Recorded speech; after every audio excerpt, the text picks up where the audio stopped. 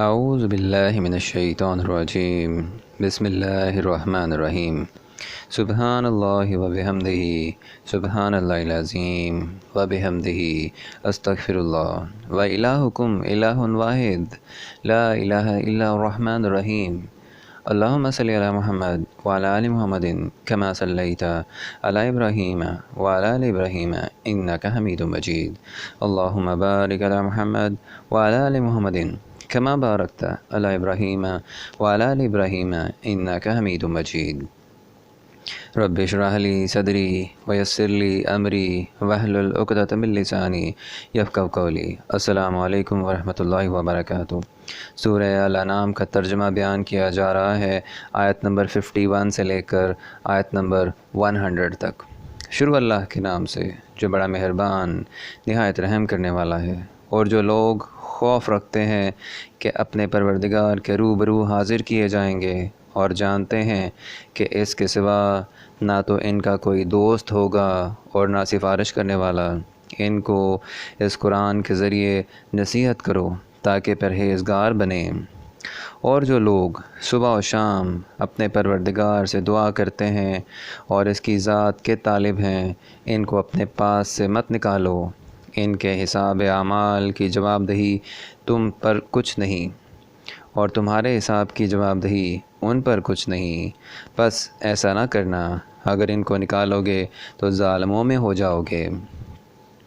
اور اسی طرح ہم نے بعض لوگوں کی بعض سے آزمائش کی ہے کہ جو دولت مند ہیں وہ غریبوں کی نسبت کہتے ہیں کیا یہی لوگ ہیں جن پر اللہ نے ہم میں سے فضل کیا ہے؟ اللہ نے فرمایا بھلا اللہ شکر کرنے والوں سے واقف نہیں؟ اور جب تمہارے پاس ایسے لوگ آیا کریں جو ہماری آیتوں پر ایمان لاتے ہیں تو ان سے سلام علیکم کہا کرو۔ اللہ نے اپنی ذات پاک پر رحمت کو لازم کر لیا ہے۔ جو کوئی تم میں سے نادانی سے کوئی بری حرکت کر بیٹھے پھر اس کے بعد توبہ کر لے اور نیکوکار ہو جائے تو وہ بخشنے والا مہربان ہے۔ اور اسی طرح ہم آیتیں کھول کھول کر بیان کرتے ہیں تاکہ تم لوگ ان پر عمل کرو، اور اس لیے کہ گناہ گاروں کا رستہ ظاہر ہو جائے۔ اے پیغمبر صلی اللہ علیہ وآلہ وسلم، کفار سے کہہ دو کہ جن کو تم اللہ کے سوا پکارتے ہو مجھے ان کی عبادت سے منع کیا گیا ہے۔ یہ بھی کہہ دو کہ میں تمہاری خواہشوں کی پیروی نہیں کروں گا، ایسا کروں تو گمراہ ہو جاؤں اور ہدایت یافتہ لوگوں میں نہ رہوں۔ کہہ دو کہ میں تو اپنے پروردگار کی دلیل روشن پر ہوں اور تم اس کی تکذیب کرتے ہو۔ جس چیز یعنی عذاب کے لیے تم جلدی کر رہے ہو وہ میرے پاس نہیں ہے، ایسا حکم اللہ ہی کے اختیار میں ہے، وہ سچی بات فرماتا ہے اور وہ سب سے بہتر فیصلہ کرنے والا ہے۔ کہہ دو کہ جس چیز کے لیے تم جلدی کر رہے ہو اگر وہ میرے اختیار میں ہوتی تو مجھ میں اور تم میں فیصلہ ہو چکا ہوتا، اور اللہ ظالموں سے خوب واقف ہے۔ اور اسی کے پاس غیب کی کنجیاں ہیں جن کو اس کے سوا کوئی نہیں جانتا، اور اسے جنگلوں اور دریاؤں کی سب چیزوں کا علم ہے، اور کوئی پتہ نہیں جھڑتا مگر وہ اس کو جانتا ہے۔ اور زمین کے اندھیروں میں کوئی دانہ اور کوئی ہری یا سوکھی چیز نہیں مگر کتاب روشن میں لکھی ہوئی ہے۔ اور وہی تو ہے جو رات کو سونے کی حالت میں تمہاری روح قبض کر لیتا ہے، اور جو کچھ تم دن میں کرتے ہو اس سے خبر رکھتا ہے، پھر تمہیں دن کو اٹھا دیتا ہے تاکہ یہی سلسلہ جاری رکھ کر زندگی کی مدت معین پوری کر دی جائے، پھر تم سب کو اسی کی طرف لوٹ کر جانا ہے۔ اس روز وہ تم کو تمہارے عمل جو تم کرتے رہتے ہو ایک ایک کر کے بتائے گا، اور وہ اپنے بندوں پر غالب ہے اور تم پر نگہبان مقرر کیے رکھتا ہے، یہاں تک کہ جب تم میں سے کسی کی موت آتی ہے تو ہمارے فرشتے اس کی روح قبض کر لیتے ہیں اور کسی طرح کی کوتاہی نہیں کرتے۔ پھر قیامت کے دن تمام لوگ اپنے مالک برحق اللہ تعالیٰ کے پاس واپس بلائے جائیں گے۔ سن لو کہ حکم اسی کا ہے اور وہ نہایت جلد حساب لینے والا ہے۔ کہو بھلا تم کو جنگلوں اور دریاؤں کے اندھیروں سے کون مخلصی دیتا ہے، جبکہ تم اسے عاجزی اور نیاز پنہانی سے پکارتے ہو اور کہتے ہو اگر اللہ ہم کو اس تنگی سے نجات بخشے تو ہم اس کے بہت شکر گزار ہوں۔ کہو کہ اللہ ہی تم کو اس تنگی سے اور ہر سختی سے نجات بخشتا ہے، پھر تم اس کے ساتھ شرک کرتے ہو۔ کہہ دو کہ وہ اس پر بھی قدرت رکھتا ہے کہ تم پر اوپر کی طرف سے یا تمہارے پاؤں کے نیچے سے عذاب بھیجے، یا تمہیں فرقہ فرقہ کر دے اور ایک کو دوسرے سے لڑا کر آپس کی لڑائی کا مزہ چکھا دے۔ دیکھو ہم اپنی آیتوں کو کس طرح بیان کرتے ہیں تاکہ یہ لوگ سمجھیں، اور اس قرآن کو تمہاری قوم نے جھٹلایا حالانکہ وہ سراسر حق ہے۔ کہہ دو کہ میں تمہارا دروغہ نہیں ہوں۔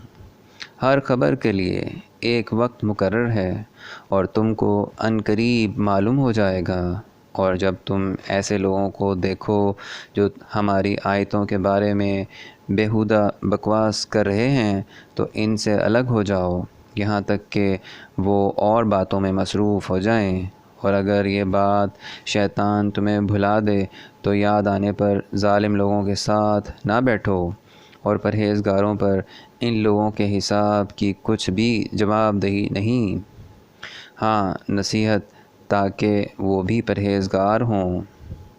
اور جن لوگوں نے اپنے دین کو کھیل اور تماشا بنا رکھا ہے اور دنیا کی زندگی نے ان کو دھوکے میں ڈال رکھا ہے، ان سے کچھ کام نہ رکھو، ہاں اس قرآن کے ذریعے سے نصیحت کرتے رہو تاکہ قیامت کے دن کوئی اپنے اعمال کی سزا میں ہلاکت میں نہ ڈالا جائے۔ اس روز اللہ کے سوا نہ کوئی اس کا دوست ہوگا اور نہ سفارش کرنے والا، اور اگر وہ ہر چیز جو روئے زمین پر ہے بطور معاوضہ دینا چاہے تو وہ اس سے قبول نہ ہو۔ یہی لوگ ہیں کہ اپنے اعمال کے وبال میں ہلاکت میں ڈالے گئے، ان کے لیے پینے کو کھولتا ہوا پانی اور دکھ دینے والا عذاب ہے، اس لیے کہ کفر کرتے تھے۔ کہو کیا ہم اللہ کے سوا ایسی چیز کو پکاریں جو نہ ہمارا بھلا کر سکے نہ برا، اور جب ہم کو اللہ نے سیدھا رستہ دکھا دیا تو کیا ہم الٹے پاؤں پھر جائیں؟ پھر ہماری مثال ایسی ہو جیسے کسی کو جنات نے جنگل میں بھلا دیا ہو اور وہ حیران ہو رہا ہو، اور اس کے کچھ رفیق ہوں جو اس کو رستے کی طرف بلائیں کہ ہمارے پاس چلا آ۔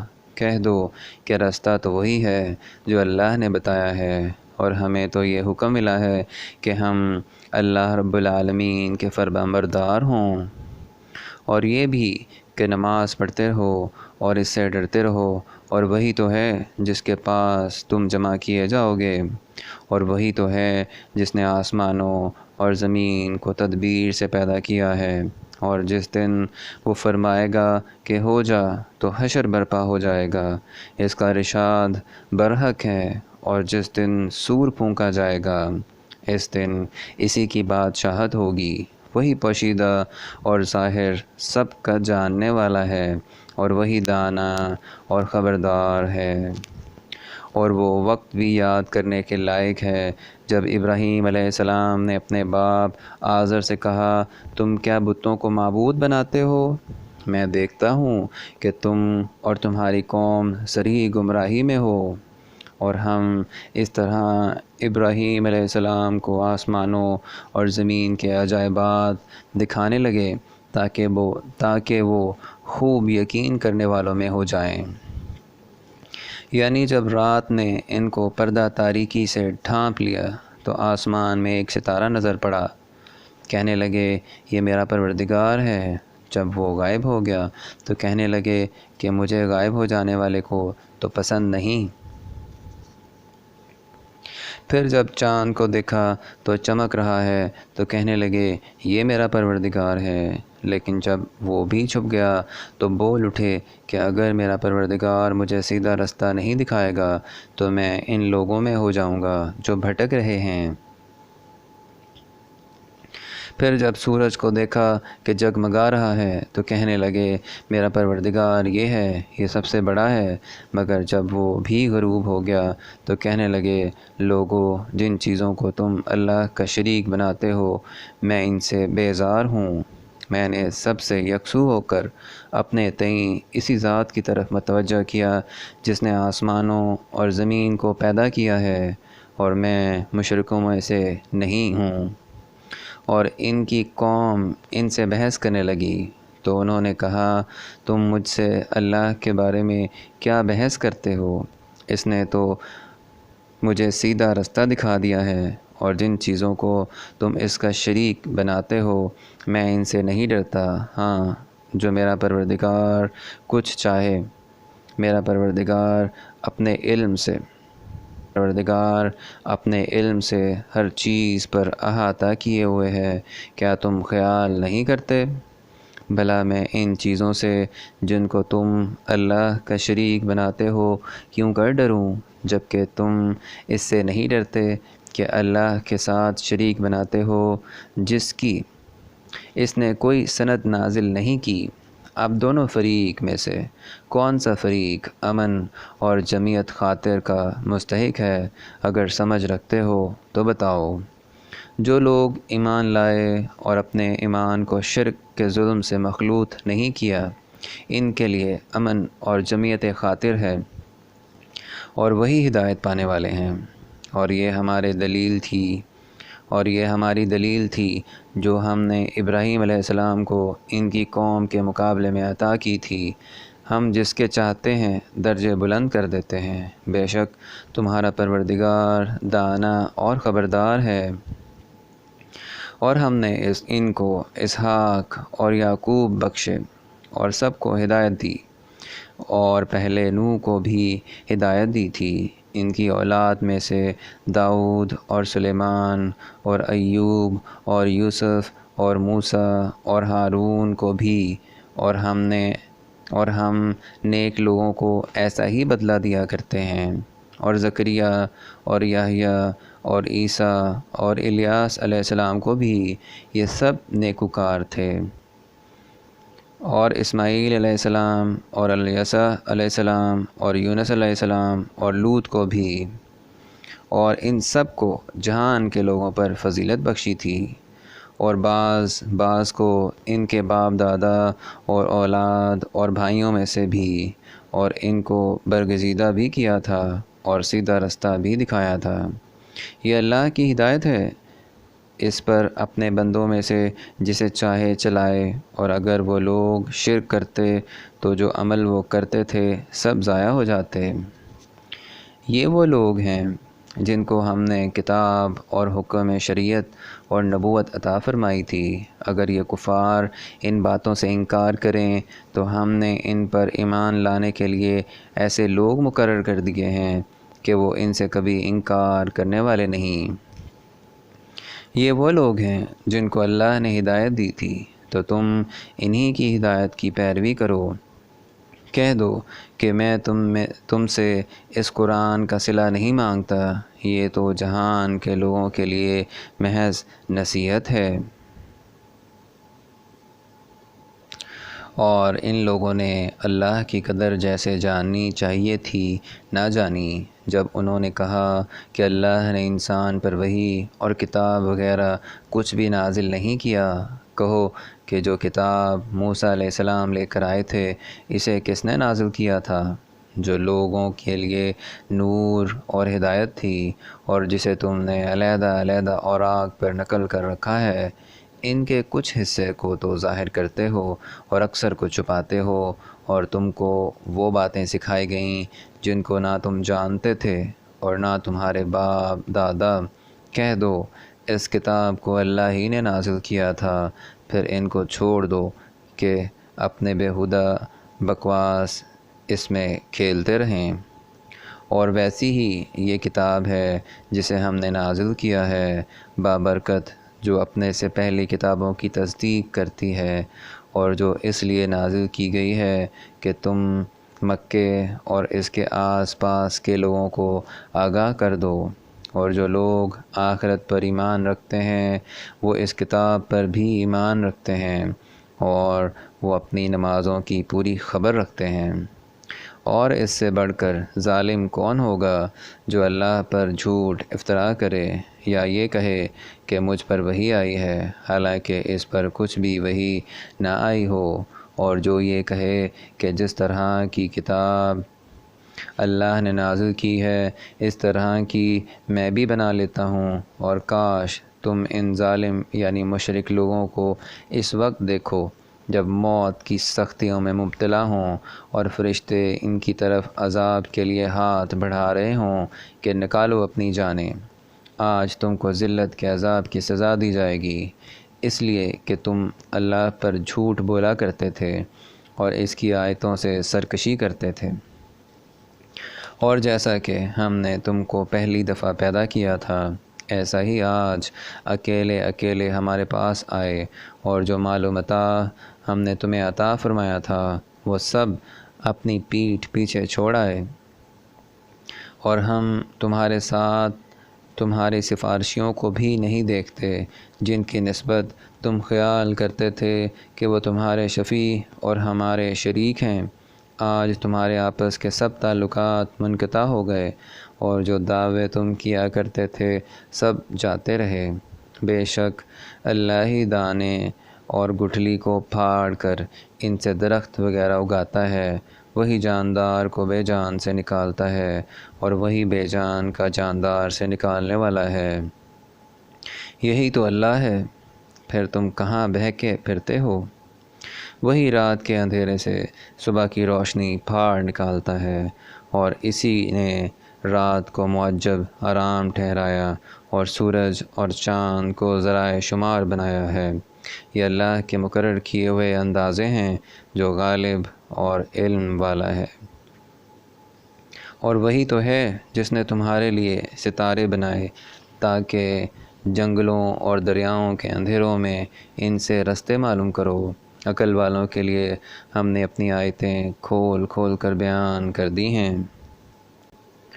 اور وہی تو ہے جس نے تم کو ایک شخص سے پیدا کیا، پھر تمہارے لیے ایک ٹھہرنے کی جگہ ہے اور ایک سپرد ہونے کی۔ سمجھنے والوں کے لیے ہم نے اپنی آیتیں کھول کھول کر بیان کر دی ہیں۔